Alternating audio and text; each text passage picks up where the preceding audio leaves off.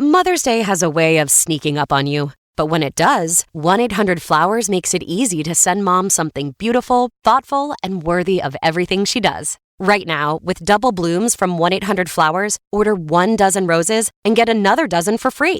It's a bigger gesture with fresh, beautiful flowers arranged to make Mother's Day feel as special as she is. Make Mother's Day feel bigger with double blooms at 1-800-Flowers.com/podcast. That's 1-800-Flowers.com/podcast. Welcome to Radical Personal Finance. In the audio file to come, I am going to read you the first chapter of a book titled The Pleasures of Life by Sir John Lubbock. This is a philosophical work that was written in the late 19th century. The book explores the various sources of happiness and fulfillment available in life, emphasizing the importance of both individual well-being and the impact of one's happiness on the happiness of others. It is from one of the chapters in this book from which the quote drawn in yesterday's podcast called The Value of Time, the part of the composition that says, "Hours have wings, fly up to the author of time, carry news of our usage." That passage is drawn from one of the chapters of this book. The book is written by Sir John Lubbock, who is the first Baron Avebury, lived 1834 to 1913. He was an English banker, liberal politician, philanthropist, scientist, and polymath. He worked in his family company as a banker, but made significant contributions during his lifetime in archaeology, ethnography, and several branches of biology. He coined the terms Paleolithic and Neolithic to denote the Old and New Stone Ages, and he helped establish archaeology as a scientific discipline and was influential in debates concerning evolutionary theory. He introduced the first law for the protection of the UK's archaeological and architectural heritage. He promoted the establishment of public libraries and was also a founding member of the X Club. This is an older book, and I enjoy sharing with you older books for the same reason I enjoy reading them. That I am reminded that the more things change, the more they stay the same. The questions that you and I think about and discuss are not new questions. Rather, they are the questions considered by all men of intelligence throughout all of history, especially by those who have been able to pass beyond the daily exigences of life. And that is what I want to share with you. Now, as we listen to this, give it a shot. And if you find it difficult, stick with it. Older books are often difficult because they are more involved. The allusions are also intense. If you read the text of this alongside me, you will see that there are dozens and dozens of direct quotes and allusions in here which are unfamiliar to you and to me because of our poor and base educations.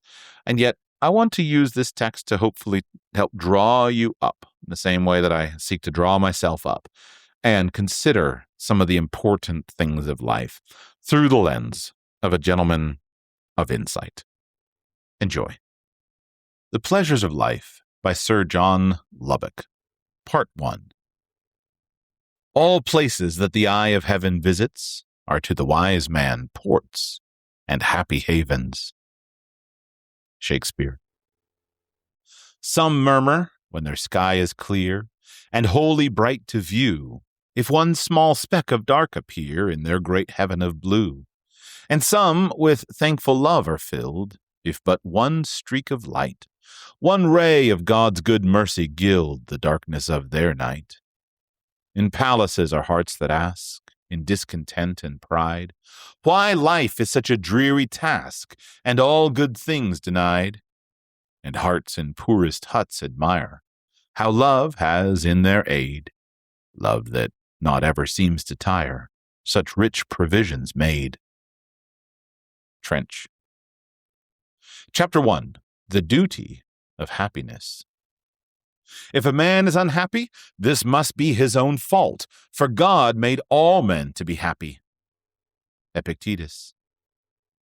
Life is a great gift, and as we reach years of discretion, we, most of us, naturally ask ourselves what should be the main object of our existence. Even those who do not accept the greatest good of the greatest number as an absolute rule will yet admit that we should all endeavor to contribute as far as we may to the happiness of our fellow creatures. There are many, however, who seem to doubt whether it is right that we should try to be happy ourselves. Our own happiness ought not, of course, to be our main object, nor indeed will it ever be secured if selfishly sought. We may have many pleasures in life, but must not let them have rule over us, or they will soon hand us over to sorrow. And into what dangerous and miserable servitude doth he fall who suffereth pleasures and sorrows, two unfaithful and cruel commanders, to possess him successively? I cannot, however, but think that the world would be better and brighter if our teachers would dwell on the duty of happiness as well as on the happiness of duty. For we ought to be as cheerful as we can, if only because to be happy ourselves is a most effectual contribution to the happiness of others. Everyone must have felt that a cheerful friend is like a sunny day, which sheds its brightness on all around. And most of us can, as we choose, make of this world either a palace or a prison. There is no doubt some selfish satisfaction in yielding to melancholy, and fancying that we are victims of fate, in brooding over grievances, especially if more or less imaginary. To be bright and cheerful often requires an effort. There is a certain art in keeping ourselves happy, and in this respect, as in others, we require to watch over and manage ourselves, almost as if we were somebody else. Sorrow and joy, indeed, are strangely interwoven. Too often, we look before and after and pine for what is not. Our sincerest laughter with some pain is fraught. Our sweetest songs are those that tell of saddest thought. As a nation, we are prone to melancholy. It has been said of our countrymen that they take even their pleasures sadly. But this, if it be true at all, will, I hope, prove a transitory characteristic. Merry England was the old saying. Let us hope it may become true again. We must look to the East for real melancholy. What can be sadder than the lines with which Omar Khayyam opens his quatrains? We sojourn here for one short day or two, and all the gain we get is grief and woe, and then leaving life's problems all unsolved and harassed by regrets, we have to go.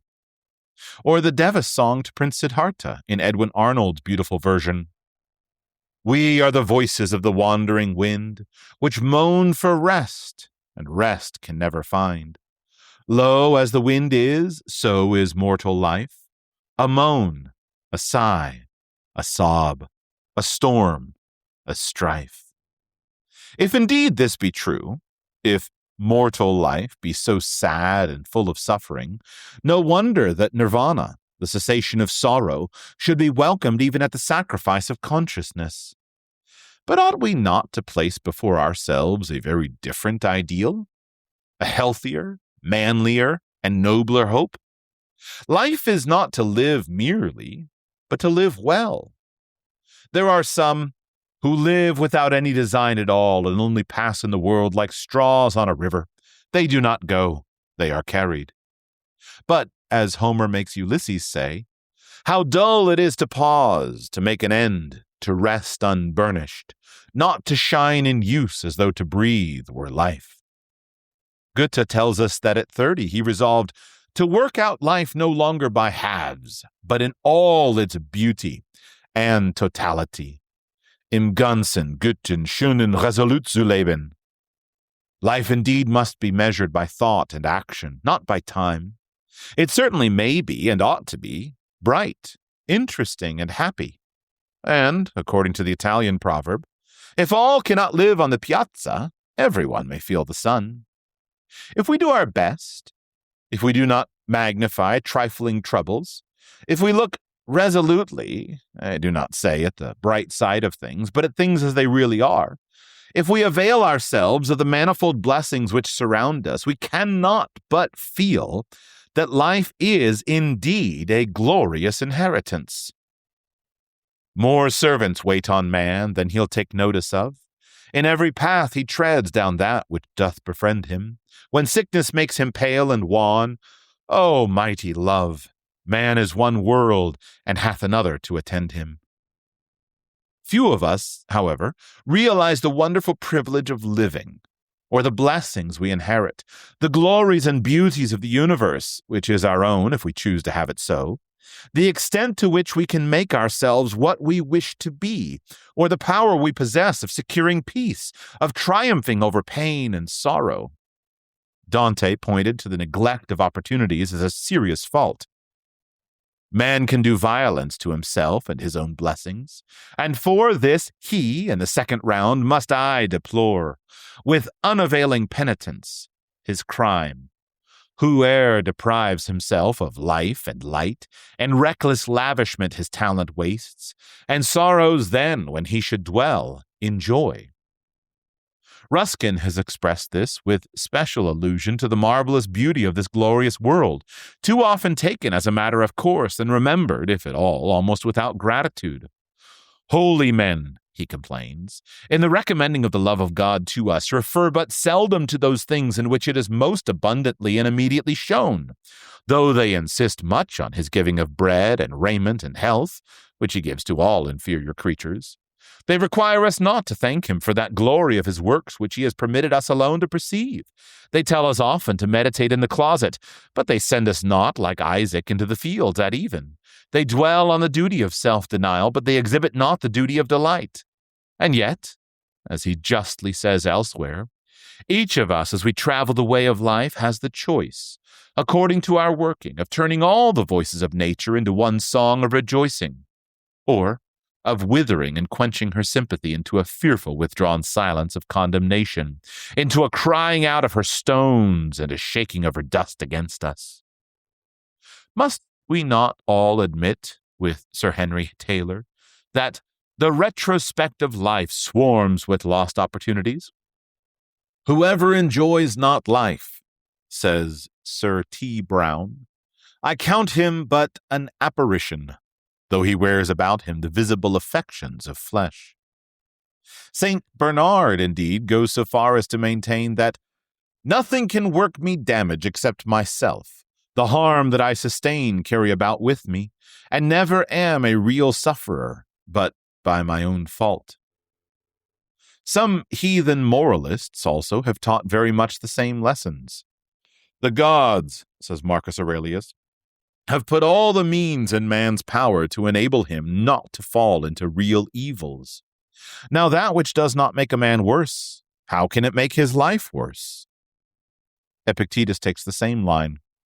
If a man is unhappy, remember that his unhappiness is his own fault, for God has made all men to be happy.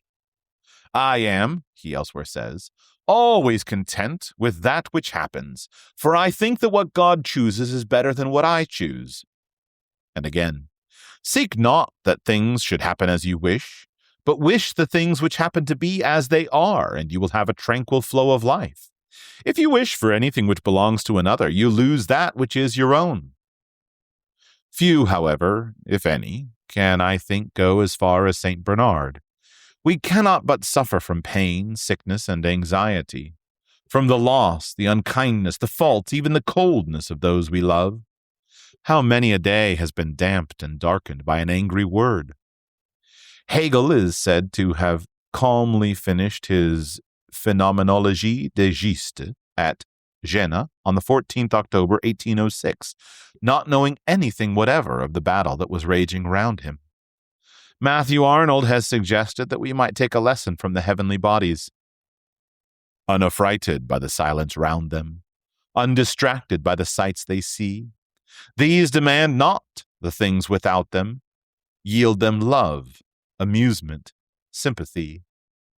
Bounded by themselves and unobservant, in what state God's other works may be, in their own tasks all their powers pouring, these attain the mighty life you see.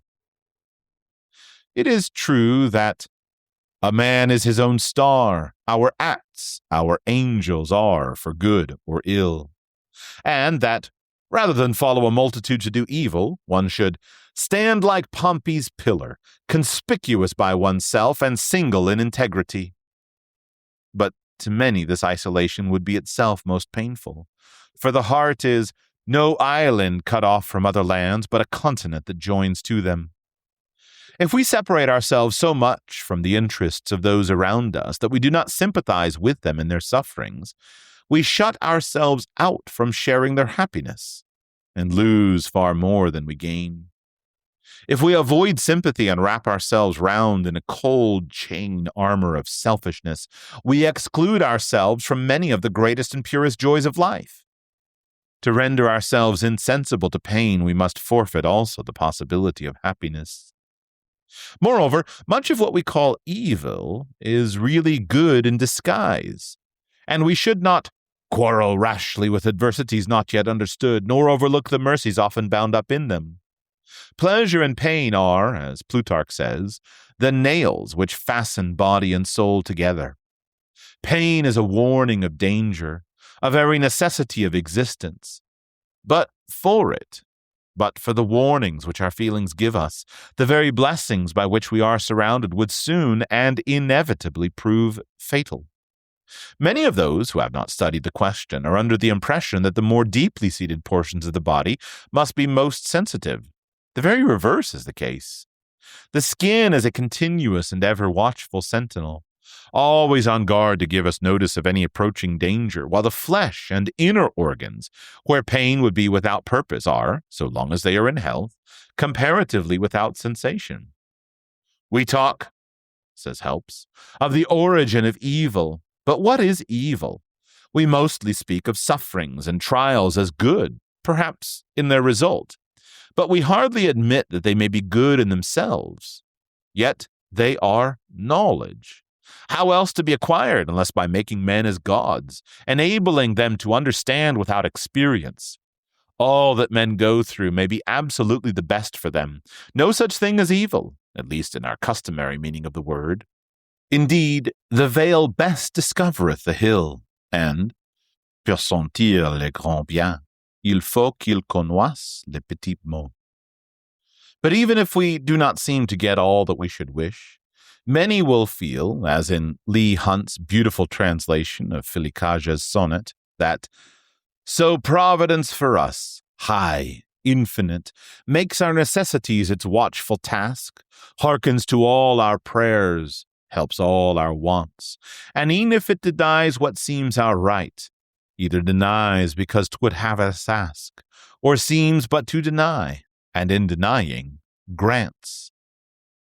Those, on the other hand, who do not accept the idea of continual interferences will rejoice in the belief that, on the whole, the laws of the universe work out for the general happiness.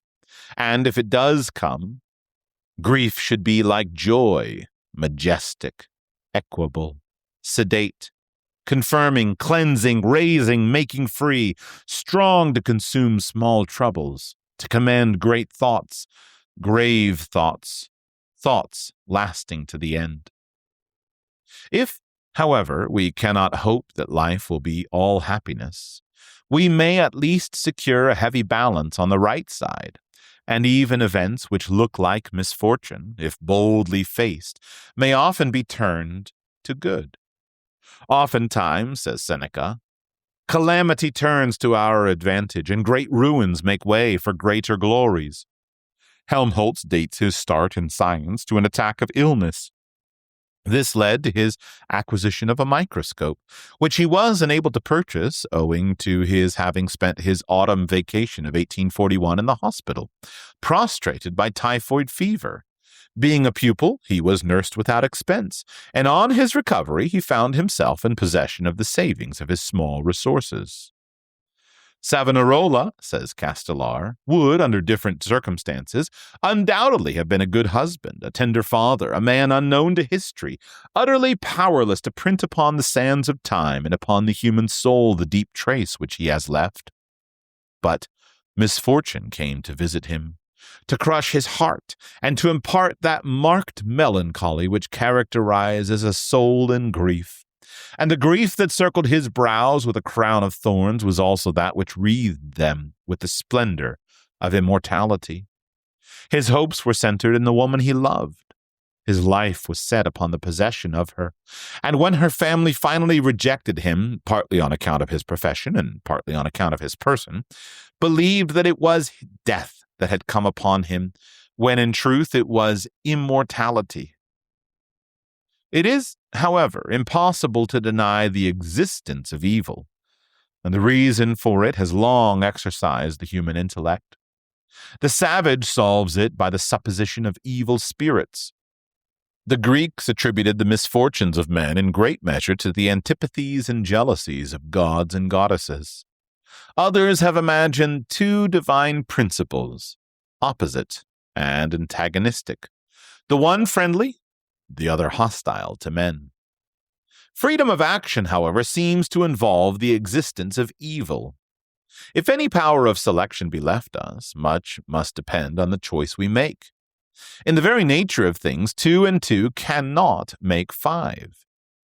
Epictetus imagines Jupiter addressing man as follows: "If it had been possible to make your body and your property free from liability to injury, I would have done so. As this could not be, I have given you a small portion of myself." This divine gift it is for us to use wisely. It is, in fact, our most valuable treasure. The soul is a much better thing than all the others which you possess. Can you then show me in what way you have taken care of it? For it is not likely that you, who are so wise a man, inconsiderately and carelessly allow the most valuable thing that you possess to be neglected and to perish. Moreover, even if evil cannot be altogether avoided, it is no doubt true that not only whether the life we lead be good and useful, or evil and useless, but also whether it be happy or unhappy, is very much in our own power and depends greatly on ourselves. Time alone relieves the foolish from sorrow, but reason the wise. And no one was ever yet made utterly miserable excepting by himself. We are, if not the masters, at any rate almost the creators of ourselves. With most of us, it is not so much great sorrows, disease, or death, but rather the little daily dyings which cloud over the sunshine of life. Many of our troubles are insignificant in themselves and might easily be avoided. How happy home might generally be made but for foolish quarrels or misunderstandings, as they are well named. It is our own fault if we are querulous or ill-humored, nor need we, though this is less easy, allow ourselves to be made unhappy by the querulousness or ill-humors of others. Much of what we suffer we have brought on ourselves, if not by actual fault, at least by ignorance or thoughtlessness. Too often we think only of the happiness of the moment, and sacrifice that of the life. Troubles comparatively seldom come to us. It is we who go to them. Many of us fritter our life away. La Bruyère says that most men spend much of their lives in making the rest miserable. Or, as Goethe puts it, careworn man has, in all ages, sown vanity to reap despair. Not only do we suffer much in the anticipation of evil, as Noah lived many years under the affliction of a flood, and Jerusalem was taken unto Jeremy before it was besieged, but we often distress ourselves greatly in the apprehension of misfortunes which, after all, never happen at all. We should do our best and wait calmly the result. We often hear of people breaking down from overwork, but in 9 cases out of 10, they are really suffering from worry or anxiety. Nos maux moraux, says Rousseau, sont tus dans l'opinion, au rein seul, qui est le crime, et celui-là dépend de nous. Nos maux physiques nous détruisent, ou se détruisent. Le temps ou la mort sont nos remèdes. Our remedies oft in ourselves do lie, which we ascribe to heaven. This, however, applies to the grown-up. With children, of course, it is different. It is customary, but I think it is a mistake, to speak of happy childhood. Children, however, are often over-anxious and acutely sensitive. Man ought to be man and master of his fate, but children are at the mercy of those around them. Mr. Rarey, the great horse tamer, has told us that he has known an angry word raise the pulse of a horse 10 beats in a minute. Think then how it must affect a child. It is small blame to the young if they are over-anxious, but it is a danger to be striven against. The terrors of the storm are chiefly felt in the parlor or the cabin. To save ourselves from imaginary, or at any rate problematical, evils, we often incur real suffering.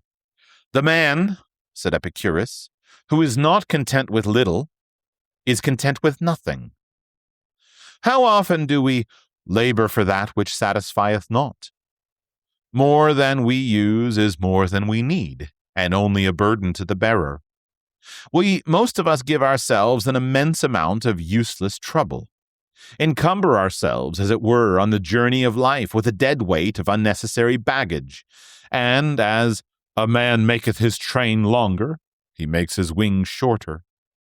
In that delightful fairy tale, Alice Through the Looking Glass, the White Knight is described as having loaded himself on, starting for a journey, with a variety of odds and ends, including a mouse-trap in case he was troubled by mice at night, and a beehive in case he came across a swarm of bees. Hearn, in his Journey to the Mouth of the Coppermine River, tells us that a few days after starting on his expedition, he met a party of Indians who annexed a great deal of his property, and all Hearn says is, "The weight of our baggage being so much lightened, our next day's journey was much pleasanter." I ought, however, to add that the Indians broke up the philosophical instruments, which no doubt were rather an encumbrance. When troubles do come, Marcus Aurelius wisely tells us to remember on every occasion which leads thee to vexation to apply this principle, that this is not a misfortune, but that to bear it nobly is good fortune. Our own anger, indeed, does us more harm than the thing which makes us angry, and we suffer much more from the anger and vexation which we allow acts to rouse in us than we do from the acts themselves at which we are angry and vexed. How much most people, for instance, allow themselves to be distracted and disturbed by quarrels and family disputes. Yet, in 9 cases out of 10, one ought not to suffer from being found fault with. If the condemnation is just, it should be welcome as a warning. If it is undeserved, why should we allow it to distress us? Moreover, if misfortunes happen, we do but make them worse by grieving over them. I must die, again, says Epictetus. But must I then die sorrowing? I must be put in chains. Must I then also lament? I must go into exile. Can I be prevented from going with cheerfulness and contentment? But I will put you in prison. Man, what are you saying? You may put my body in prison, but my mind, not even Zeus himself can overpower. If indeed we cannot be happy, the fault is generally in ourselves. Socrates lived under the 30 tyrants. Epictetus was a poor slave, and yet how much we owe him. How is it possible, he says, that a man who has nothing, who is naked, houseless, without a hearth, squalid, without a slave, without a city, can pass a life that flows easily? See, God has sent a man to show you that it is possible. Look at me, who am without a city, without a house, without possessions, without a slave. I sleep on the ground. I have no wife, no children, no praetorium, but only the earth and heavens, and one poor clock. And what do I want? Am I not without sorrow? Am I not without fear? Am I not free? When did any of you see me failing in the object of my desire, or even falling into that which I would avoid? Did I ever blame God or man? Did I ever accuse any man? Did any of you ever see me with a sorrowful countenance? And how do I meet with those whom you are afraid of and admire? Do not I treat them like slaves? Who, when he sees me, does not think that he sees his king and master? Think how much we have to be thankful for. Few of us appreciate the number of our everyday blessings. We look on them as trifles, and yet Trifles make perfection, and perfection is no trifle, as Michelangelo said. We forget them because they are always with us, and yet for each of us, as Mr. Pater well observes, these simple gifts, and others equally trivial, bread and wine, fruit and milk, might regain that poetic and, as it were, moral significance which surely belongs to all the means of our daily life, could we but break through the veil of our familiarity with things by no means vulgar in themselves. Let not, says Isaac Walton, the blessings we receive daily from God make us not to value or not praise him because they be common. Let us not forget to praise him for the innocent mirth and pleasure we have met with since we met together. What would a blind man give to see the pleasant rivers and meadows and flowers and fountains and this and many other like blessings we enjoy daily? Contentment, we have been told by Epicurus, consists not in great wealth, but in few wants. In this fortunate country, however, we may have many wants, and yet, if they are only reasonable, we may gratify them all. Nature indeed provides without stint the main requisites of human happiness. To watch the corn grow, or the blossoms set, to draw a hard breath over plowshare or spade, to read, to think, to love, to pray. These, says Ruskin, are the things that make men happy. I have fallen into the hands of thieves, says Jeremy Taylor. What then? They have left me the sun and moon, fire and water, a loving wife and many friends to pity me, and some to relieve me, and I can still discourse. And unless I list, they have not taken away my merry countenance, and my cheerful spirit, and a good conscience. And he that hath so many causes of joy, and so great, is very much in love with sorrow and peevishness, who loses all these pleasures, and chooses to sit down on his little handful of thorns. When a man has such things to think on, and sees the sun, the moon, and stars, and enjoys earth and sea, he is not solitary, or even helpless. Paradise indeed might, as Luther said, apply to the whole world. What more is there we could ask for ourselves? Every sort of beauty, says Mr. Gregg, has been lavished on our allotted home. Beauties to enrapture every sense, beauties to satisfy every taste, forms the noblest and the loveliest, colors the most gorgeous and the most delicate, odors the sweetest and subtlest, harmonies the most soothing and the most stirring, the sunny glories of the day, the pale Elysian grace of moonlight, the lake, the mountain, the primeval forest and the boundless ocean, silent pinnacles of aged snow in one hemisphere, the marvels of tropical luxuriance in another, the serenity of sunsets, the sublimity of storms. Everything is bestowed in boundless profusion on the scene of our existence. We can conceive or desire nothing more exquisite or perfect than what is round us every hour, and our perceptions are so framed as to be consciously alive to all. The provision made for our sensuous enjoyment is in overflowing abundance. So is that for the other elements of our complex nature. Who that has reveled in the opening ecstasies of a young imagination, or the rich marvels of the world of thought, does not confess that the intelligence has been dowered at least with as profuse a beneficence as the senses? Who that has truly tasted and fathomed human love in its dawning and crowning joys has not thanked God for a felicity which indeed passeth understanding? If we had set our fancy to picture a Creator occupied solely in devising delight for children whom he loved, we could not conceive one single element of bliss, which is not here.